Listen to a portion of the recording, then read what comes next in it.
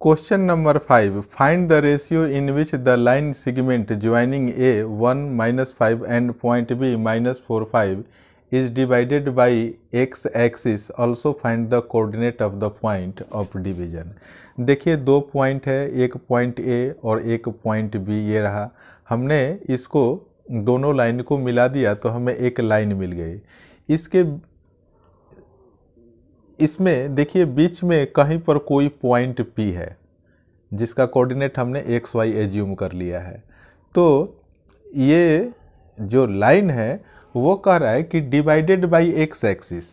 तो divided by X axis का मतलब ये हो गया कि y का वैल्यू जो है ना, x तो x ही रहेगा, y का वैल्यू 0 हो जाएगा।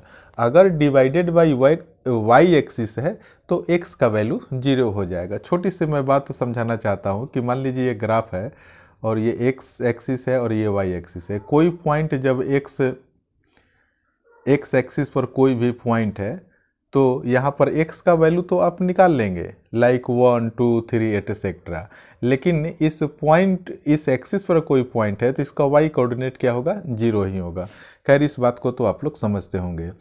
तो देखिए कह रहा है कि हमें अब क्या करना है कि ये P पॉइंट इसको अगर डिवाइड कर रही है तो यहाँ पर जो रेशियो होगा उस रेशियो को हमें फाइंड करना है। और दूसरी बात यह कि ये जो पॉइंट P है इसका कोऑर्डिनेट हमें निकालना होगा। तो चलिए अब हम इसको क्या करेंगे कि हमने इसको लिखा है कि let the required ratio K ratio 1। तो मैंने इस पार्ट को K मान लिया और इस पार्ट को हमने लेट कर लिया कि ये 1 है। ये M1 का वैल्यू होता है और ये M2 का वैल्यू होता है और रिक्वायर्ड पॉइंट हमारा ये है, इसके कोऑर्डिनेट को हमें फाइंड करना है।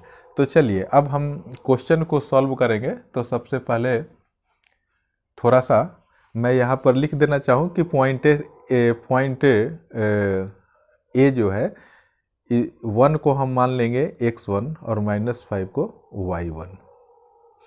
इसको भी आप x2 और y2 आप मान लीजिए। तो चलिए सबसे पहले हम क्या करेंगे, सेक्शन फार्मूला का यूज करेंगे। मैं यहाँ लिख दे रहा हूँ यूजिंग सेक्शन फार्मूला। तो यहाँ पर क्या करेंगे, ये पॉइंट P का कोऑर्डिनेट x और y है, is equal to M1 x2 plus M2 x1 divided by M1 plus M2। Comma देकर आप लिख दीजिए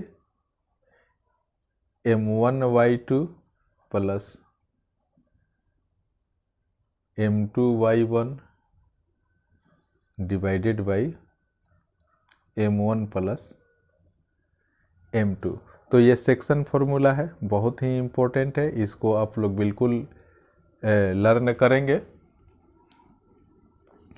अब देखिए हम क्या करेंगे, आपको अब कुछ नहीं करना, इस पिक्चर को देखिए और ये जो फार्मूला में जो भी वैल्यू है ना, आप इसके अकॉर्डिंग इसमें से देखकर बस वैल्यू इसमें डाल दीजिए।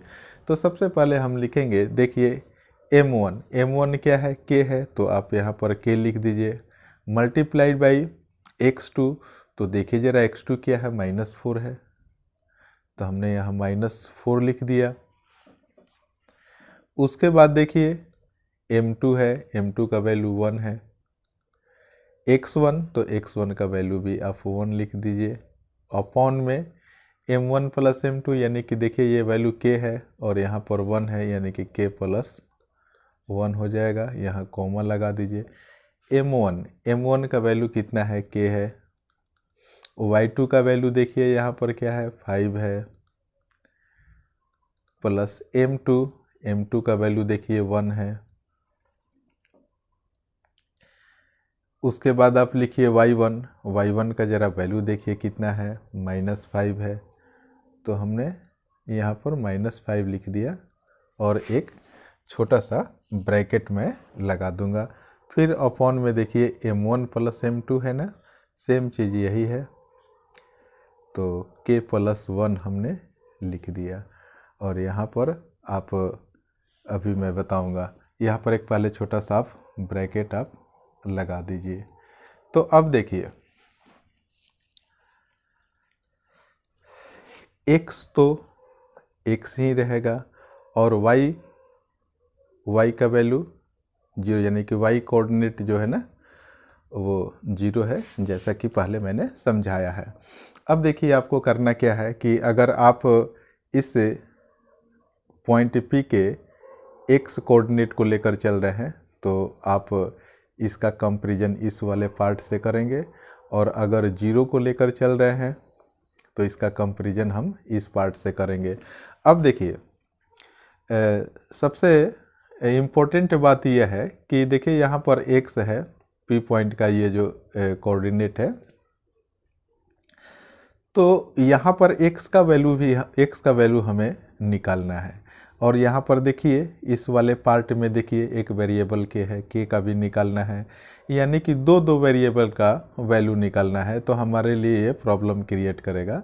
तो देखिए हम क्या कर सकते हैं, इस पार्ट को देखिए जो y कोऑर्डिनेट है इसका कंपैरिजन हम इस पार्ट से करेंगे और कंपेयर करके यहाँ से k का वैल्यू वेरी इजीली हम निकाल सकते हैं। तो हम क्या करेंगे, यहाँ पर आप लिख दीजिए 0 और लिख दीजिए इक्वल, और इस पार्ट को आप लिख दीजिए केस में 5 से मल्टीप्लाई करेंगे आप तो 5k हो जाएगा। यहाँ पर देखिए प्लस माइनस माइनस, यानी कि माइनस यहाँ पर 5 हो जाएगा। अपॉन में देखिए यहाँ पर क्या है, k+1 है, तो आप k+1 ऑलरेडी एज यूजुअल आप इसको लिख दीजिए। अब देखिए k+1 में 0 से मल्टीप्लाई करेंगे तो 0 हो जाएगा, और यहाँ पर क्या होगा 5k - 5 आप एज यूजुअल आप उतार दीजिए। इसको हम क्या लिख सकते हैं, 5k और -5 को इक्वल के लेफ्ट में ले जाइए तो ये 5 हो गया। यहाँ से जब आप k का वैल्यू निकालेंगे तो वो 5/5 इज इक्वल टू, इसको कैंसिल आप कर दीजिएगा, ये क्या हो जाएगा 1 हो जाएगा। अब बहुत ही ध्यान से देखने की ज़रूरत है। अब देखिए हमने ऊपर में रेशियो को हमने क्या लेट किया था, रेशियो को हमने लेट किया था k/1। अब k की जगह पर आप ये देखिए 1 लिख दीजिए, और यहाँ 1 तो पहले से ही है। अब देखिए आपने यहाँ पर क्या देखा, आपने देखा कि k और ये जो 1 हमने रेशियो को लेट किया था दोनों का वैल्यू 1 बन आ गया। तो एक बार मैं आपको फिर से पिक्चर पर थोड़ा ले चलना चाहता हूँ। यहाँ पर देखिए इसका रेशियो 1 आ गया, इसका रेशियो भी 1 आ गया। तो अब देखिए इससे क्या निष्कर्ष निकल रहा है, इससे यह निष्कर्ष निकल रहा है कि जो both ratio are equal, so we can say that कि P जो हमारा है, फिर से मैं दिखा दूं कि P जो है ना पॉइंट जो है वो बिल्कुल A और B के बीचों बीच है। तो हम क्या कर सकते हैं, यहाँ पर मिड पॉइंट का फॉर्मूला लगाकर हम इसका जो कोऑर्डिनेट है ना x y, इसके वैल्यू को हम निकाल सकते हैं। तो देखिए पहले से ही y कोऑर्डिनेट का वैल्यू 0 है, तो फिर से हम सॉल्व करके मिड पॉइंट से x और y दोनों का वैल्यू भी निकाल लेंगे, और y का जो वैल्यू यहाँ पर 0 है उसका भी वेरीफाई हो जाएगा। तो चलिए फाइनली हम यह करेंगे कि मिड पॉइंट का फॉर्मूला लगाकर हम x और y का वैल्यू कैलकुलेट करेंगे। तो हमने, चलिए यहाँ पर हम लिखेंगे x y is equal to x1 plus x2 divided by 2 और y1 plus y2 divided by 2। तो थोड़ा सा पिक्चर को भी देखने की ज़रूरत पड़ेगी क्योंकि वैल्यू हम वहीं से लेंगे।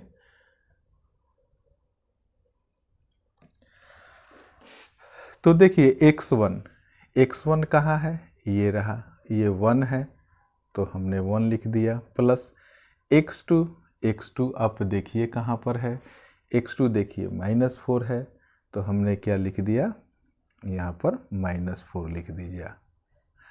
अपॉन में 2 कॉमा लगा दीजिए। y1 का वैल्यू देखिए -5 है, तो हमने -5 लिख दिया, प्लस y2 का वैल्यू कितना है, 5 है, तो हमने 5 लिख दिया अपॉन में 2। ये एक्चुअली में हमारा जो P पॉइंट है ना, जो AB लाइन को डिवाइड कर रहा है, उसका ये कोऑर्डिनेट है XY, इसका हम वैल्यू कैलकुलेट कर रहे हैं। अब मैं पेज को ऊपर कर सकता हूँ। पिक्चर की अब हमें कोई ज़रूरत नहीं है, इस पार्ट को केवल हमें सॉल्व करके x और y कोऑर्डिनेट का वैल्यू हमें लाना है। तो यहाँ पर देखिए ये 1 है, प्लस माइनस -4 हो जाएगा, अपॉन में 2, यहाँ पर कॉमा लगा दीजिए। 5 में से 5 को सब्ट्रैक्ट करेंगे, 0/2 हो जाएगा। बहुत ही आसान है ये क्वेश्चन। -4 में से 1 को सब्ट्रैक्ट करेंगे तो ये -3 हो जाएगा, अपॉन में 2 हो जाएगा, और कॉमा 0/2, ये वैल्यू 0 हो गया। इस तरीके से आपने क्या देखा कि देखिए ये वैल्यू XY कोऑर्डिनेट का ये वैल्यू निकल कर आ गया। अब जरा मैं पिक्चर में दिखा दूं कि -3/2 और 0 किस पॉइंट का ये कोऑर्डिनेट है। तो देखिए x का वैल्यू निकल कर आया -3/2 और कॉमा y कोऑर्डिनेट का वैल्यू 0 निकल कर आ गया। इस तरीके से हमने इस P पॉइंट का कोऑर्डिनेट भी निकाल दिया, और इस लाइन का जो डिवाइड करने के बाद जो रेशियो था वो 1:1 भी आ गया। और इसके साथ साथ इसका वेरिफिकेशन भी हो गया कि y एक्सिस को हमने 0 माना था। क्योंकि क्वेश्चन में कह रहा था कि डिवाइडेड बाई x एक्सिस है, तो y का वैल्यू 0 हो गया था। इस तरीके से हमने क्वेश्चन 5 को भी सॉल्व कर दिया। मैं उम्मीद करता हूं कि आप लोगों को ये वीडियो बहुत ही अच्छा लगा होगा। अगर अच्छा लगा है तो आप दोस्तों में शेयर कीजिए और मुझे भी मोटिवेट करते रहिए। Thank you so much for watching this video.